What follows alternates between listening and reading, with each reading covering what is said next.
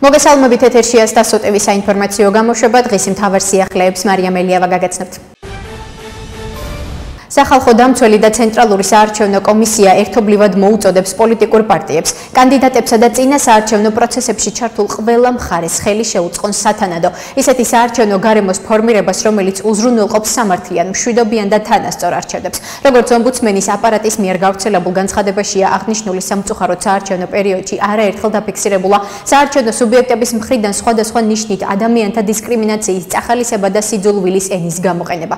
დასასრულ სიძულვილის ენის თავიდან აცილება და მასზე ადეკვატური რეაგირება აუცილებელია საარჩევნო მთლიანობის უზრუნველსაყოფად და ჯანსაღი საარჩევნო გარემოს შესანარჩუნებლად. აღნიშნული კი თავის მხრივ არის სამართლიანობისა და კონსტრუქციული პოლიტიკური დისკუსიის წარმართვის და ადამიანის უფლებების დაცვის გარანტი. აღნიშნულია სახალხო დამცველის მიერ გავრცელებულ განცხადებაში. ჩემთვის 4 ოქტომბერი არის განკითხვის დღე, რომელსაც ქართველი ერი ივანიშვილის რეჟიმს იმ დანაშაულებისთვის მოუწყობს, რაც საქართველოს დაუშავეს. ამის შესახებ სტრატეგია აღმაშენებლის ერთ-ერთმა ლიდერმა პაატა მანჯგალაძემ განაცხადა. მისი თქმით, ქართულ ოცნებას ეშინია, ამიტომ ადგილობრივი თვითმმართველობის არჩევნების დღეს ბევრი პროვოკაცია იქნება. წოლუკიანის დასკვნა სინამდვილეში მათი საბრალდებო დასკვნა, ამ მტრის სურვილი უკუღმა დანახული სიმართლე, რომელსაც საქართველო არ მიიღებს. ამიტომ 4 ოქტომბერს ყველანი რუსთაველზე მთავარი მსაჯული იქნება ქართველი ერი და განაჩენი იქნება ქართველი ხალხის გამარჯვება. განაცხადა პაატა მანჯგალაძემ. სამართლებრივი ინსტიტუტები, რომლებიც ამ ქვეყანაში კანონიერებასა და სამართლიანობას უნდა იცავდნენ, თავად იქცნენ პოლიტიკური დაკვეთების შესრულების ინსტრუმენტებად. ამის შესახებ ლელო ძლიერის საქართველოს ერთ-ერთი ლიდერი პატიმრობაში მყოფი ბადრი ჯაფარიძე წერილში წერს, რომელიც მის Facebook-ზე გამოქვეყნდა. ის სოლიდარობას და მხარდაჭერას უცხადებს ყველა იმ ადამიანს, ვინც დღეს პოლიტიკური დევნის მსხვერპლია.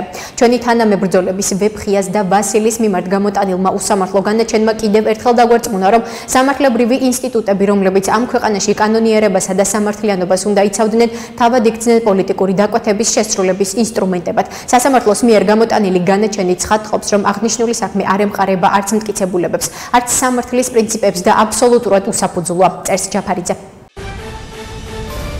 2003 წლის 22 ნოემბერს ქვეყანაში ხელისუფლების მიტაცების პროცესი განვითარდა და იმავე დღეს ვარდების რევოლუციად მოინათლა. ამის შესახებ პარლამენტის დროებითი საგამოძიებო კომისია საკუთარ დასკვნაში წერს. პარლამენტში წარდგენილ დოკუმენტში ვარდების რევოლუცია სახელმწიფო გადატრიალებად არის შეფასებული. კეთილის ბოროტზე გამარჯვების ნიშნად რევოლუციის თარიღად 23 ნოემბერი გიორგობა გამოცხადდა. აფორიზმს ნაციონალური მოძრაობა დღემდე იყენებს ახალი რევოლუციური მცდელობების დროს. გადადგომის თაობაზე განცხადების გაკეთებისას პრეზიდენტმა აღნიშნა, რომ ის შეხვდა მიხეილ სააკაშვილსა და ზურაბ ჟვანიას და უკვე ხედავდა, რომ ეს ყველაფერი უსისხლოდ არ ჩაევლიდა, თუ კი ის გამოიყენებდა ძალას, რომლის გამოყენების უფლებაც ჰქონდა და ჯობდა, რომ გადამდგარიყო, რათა მიმდინარე პროცესები მშვიდობიანად დასრულებულიყო. პარლამენტის დროებითი საგამოძიებო კომისიის დასკვნის მიხედვით 2019 წლის 20 ივნისის საღამოს პარლამენტის შენობაში გერმანიის ელჩ ჰუბერტ კნირშის ყოფნა სერიოზულ შეკითხვას აჩენს მოცემული ღამის განმავლობაში განვითარებულ მოვლენებში ელჩის როლთან დაკავშირებით. ამასთან, როგორც დოკუმენტშია აღნიშნული, პარლამენტის შენობაზე შტორმის მცდელობის პროცესში უცხო ქვეყნის ელჩის შენობაში ყოფნა მნიშვნელოვან რისკებს უკავშირდება. საგამოძიებო კომისიის წინაშე ხელმეორედ გამოკითხულმა გიორგი გახარიამ მასთან ერთად ოთახში ელჩის ყოფნის ფაქტი კვლავ დაადასტურა, მაგრამ აღნიშნა, რომ მას წარმოდგენა არ ჰქონდა, ვინ შემოიყვანა ბატონი ელჩი პარლამენტის შენობაში, ნათქვამია დოკუმენტში. თავისუფლების ხმებზე მათი პასუხი კიდევ უფრო მეტი რეპრესიაა. ამის შესახებ საქართველოს მეხუთე პრეზიდენტი სალომე ზურაბიშვილი X-ზე წერს. რუსული რეჟიმი გონებას კარგავს და ისტერიული დაკავებების ახალ ეტაპს იწყებს. 16 აქტივისტი, უმეტესობა ქალები, რომლებიც სინდისის პატიმრების წინააღმდეგ გამოტანილ განაჩენებს აპროტესტებდნენ, ქუჩიდან წაიყვანეს. თავისუფლების ხმებზე მათი პასუხი კიდევ უფრო მეტი რეპრესიაა, წერს სალომე ზურაბიშვილი. ინაგან საქმეთა სამინისტროს თანამშრომლებმა თბილისსა და აჭარაში განსაკუთრებით დიდი ოდენობით ნარკოტიკული საშუალებების უკანონო შეძენა შენახვის ფაქტებზე 4 პირი დააკავეს. როგორც უწყების მიერ გავრცელებულ ინფორმაციაშია, ნათქვამი დანაშაულები 20 წლამდე ან უვადო თავისუფლების აღკვეთას ითვალისწინებს. განსაკუთრებით დიდი ოდენობით ნარკოტიკული საშუალებების სამართალდამცველებმა დაკავებულების პირადი, საცხოვრებელი სახლებისა და სატრანსპორტო საშუალებების ჩხრეკის შედეგად ამოიღეს. საგამოძიებო მოქმედებების შედეგად ასევე ამოღებულია ნარკოტიკული საშუალებების დაფასოებისთვის საჭირო მასალები. გამოძიება სისხლის სამართლის კოდექსის 260 მუხლით მიმდინარეობს, ნათქვამია ინფორმაციაში. თბილისის მუნიციპალიტეტის მერია სტუდენტთა დაფინანსების პროგრამის ფარგლებში 2025-2026 სასწავლო წლის შემოდგომი სემესტრის სწავლის საფასურის დაფინანსების მიზნით განცხადებების მიღებას იწყებს. ამის შესახებ თბილისის მერმა კახაკალაძე მუნიციპალიტეტის მთავრობის ხდომაზე განაცხადა. პროგრამის ფარგლებში დაფინანსდებიან სოციალურად დაუცველი მრავალშვილიანი ოჯახის წევრი და შეზღუდული შესაძლებლობების სტატუსის მქონე სტუდენტები.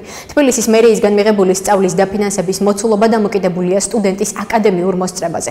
სტუდენტთა დაფინანსების პროგრამის ფარგლებში 19,000 სოციალურად დაუცველ და 4,000-მდე მრავალშვილიანი ოჯახის წევრ და შეზღუდული შესაძლებლობების მქონე სტუდენტს უკვე გაეწია ფინანსური მხარდაჭერა, განაცხადა კახაკალაძემ. მისივე თქმით, განცხადებების მიღება დაიწყება 3 სექტემბრიდან და გაგრძელდება 20 დეკემბრის ჩათვლით. 2026 წლიდან თბილისის ისტორიულ ნაწილში ავარიული შენობა ნაგებობების ჩანაცვლების პროგრამა დაიწყება. როგორც თბილისის მერმა კახაკალაძემ მთავრობის ხდომაზე აღნიშნა, პროგრამის ფარგლებში მოსახლეობის 100%-იანი თანხმობის შემთხვევაში მუნიციპალიტეტი სრულად გამოისყიდის კერძო მესაკუთრეებისგან ისტორიულ არეალში მდებარე უძრავ ქონებას. მისივე ინფორმაციით, გამოსასყიდი ქონება შეფასდება საბაზრო ღირებულებით, რაც უზრუნველყოფს სამართლიან გამოსყიდვას და მოსახლეობის ეკონომიკური ინტერესების დაცვას.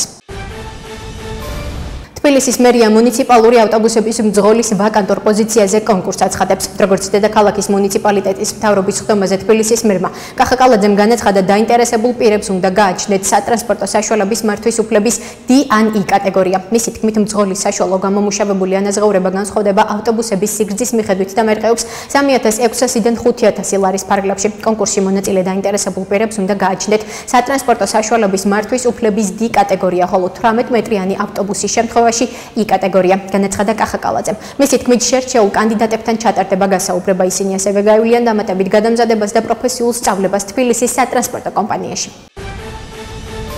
ახლა კი გაგაცნობთ უცხოეთის სიახლეებს. თვითმფრინავმა, რომლის ბორტზე ლიეტუვის პრეზიდენტი გიტანას ნაუსედა იმყოფებოდა გარკვეული დროის განმავლობაში ვილნიუსის აეროპორტში დაშვება ვერ მოახერხა, რადგან გავრცელდა ინფორმაცია, რომ საჰაერო სივრცეში სავარაუდოდ დრონი იმყოფებოდა.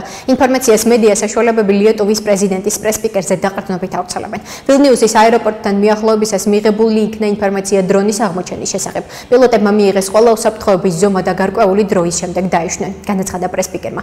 კომპანია ორო ნავიგაციამ განმარტა, რომ ლიეპკალნისის ტერიტორიის თავზე დრონის შესახებ ინფორმაცია ლიეტუვის საავიაციო უსაფრთხოების სამსახურიდან გავრცელდა. რუსებმა უკრაინას 2 სექტემბრის საღამოდან 502 უპილოტო საფრენი აპარატისა და 24 რაკეტის გამოყენებით შეუტიეს. ინფორმაციას უკრაინული მედია ქვეყნის შეიარაღებული ძალების საჰაერო ძალებზე და ყრდნობით ავრცელებს. მათივე ინფორმაციით, საჰაერო თავდაცვის ძალებმა მტრის კუთვნილი 451 საჰაერო სამიზნე ჩამოაგდეს და გაანეიტრალეს. მათ შორის 420 დრონი და 14 კალიბრის ტიპის ფრთოსანი რაკეტა და 7X-101 ტიპის ფრთოსანი რაკეტა. დარტყმები და განადგურებული უპილოტო საფრენი აპარატების დამსხვრევების ჩამოვარდნა 14 ლოკაციაზე დაფიქსირდა. რუსეთი და ჩრდილოეთ კორეა ერთად მონაწილეობდნენ ნაციზმის, ფაშიზმისა და მილიტარიზმის წინააღმდეგ ბრძოლაში. ამის შესახებ რუსეთის პრეზიდენტმა ვლადიმერ პუტინმა ჩრდილოეთ კორეის ლიდერ კიმ ჩენ ინთან შეხვედრაზე განაცხადა. რუსეთის პრეზიდენტმა კიმ ჩენ ინს სთხოვა ჩრდილოეთ კორეელ ხალხს მადლიერების სიტყვები გადასცეს. ვთხოვთ, რომ კორეის სახალხო დემოკრატიული რესპუბლიკის ხალხს მადლიერების ყველაზე თბილი სიტყვები გადასცეთ, განაცხადა პუტინმა შეხვედრაზე. მისი თქმით, კორეის სახალხო დემოკრატიული რესპუბლიკის სამხედროებმა მონაწილეობა მიიღეს კურსკის ოლქის უკრაინის შეიარაღებული ძალებისგან თავისუფლებაში კიმ ჩენ ინის პირადი ინიციატივით.